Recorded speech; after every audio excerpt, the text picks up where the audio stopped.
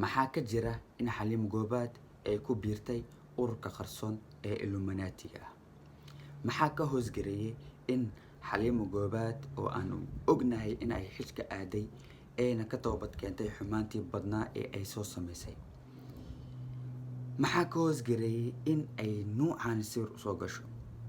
haddaba barnaamijkeena inta aan gudagelin waxaan ka codsanayaa si xushmad leh inaad muuqaalkani like noo saartid like waa inoo muhiim haddii aad awoodidna fadlan noogu soo biir page-keena Umar Oscar waa aniga Umar Oscar waayahay daawade sawirkaani waxay ahayd waxaa laga joogaa isbuuc saan jeclahay balse anigoo ku degdegin sawirkaani inaan ka hadlo ayaa waxaan sameeyay baaritaankaas oo aan ku soo ogaaday Xaliimo Gobaad iyo fanaaniin kale oo markaasi ku jira ururka Illuminati-ga haddaba fanaaniintaasi inta aan faahfaahintiisa idin galin haddaba Xaliimo Gobaad iyo tahay Xaliimo Gobaad si aan naqaano waa gabar aan ku aragnay saaxadda fanka haddaba waxaan hal mar aan aragnay iyadoo markaasi muuqaal iska soo duubtay iyadoo joogta Kacbada barakeysan kadibna ku dhawaaqday in ay fanki ka baxday haddaba waxaa soo dhaweeyeen ummadda Soomaaliyeed iyo culimaadudiin dad badan ayaa ku farxay waxaa la rajeynayay in Xaliimo Gobaad ay sabab u noqoto fanaaniin kale oo hadda gabdho ah oo ka dhumay dhaqankii xataa hilmaameen diintii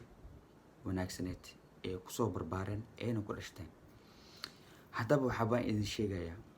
idin sheegayaa waxay tahay Xaliimo Gobaad waxay ku biirtay ururka qarsoon ee loo yaqaano Illuminati ama Masoni sidee ayaad ku dhihi kartaa Umar Oscar Xaliimo Gobaad waxay ku biirtay ururka Illuminati-ga haddaba anigaa kuu sheegi doono daawadayaal waxaan idin hayaa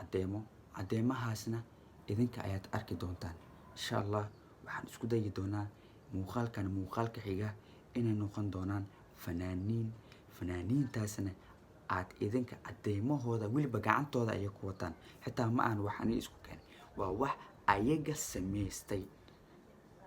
waa wax ayaga samaystay caddeyntoodana ayaga xaqiijiyaan kulli aniga waxay ayaga xaqiijiyaan ayaan idin soo bandhigi doonaa haddaba Illuminati-ga waxaa lagu gartaa qaab dadka Illuminati-ga waxaa lagu gartaa qaab ayaa lagu gartaa qaabkaasna insha Allah billahi karim muuqaalka xiga ayaan idin soo bandhigi doonaa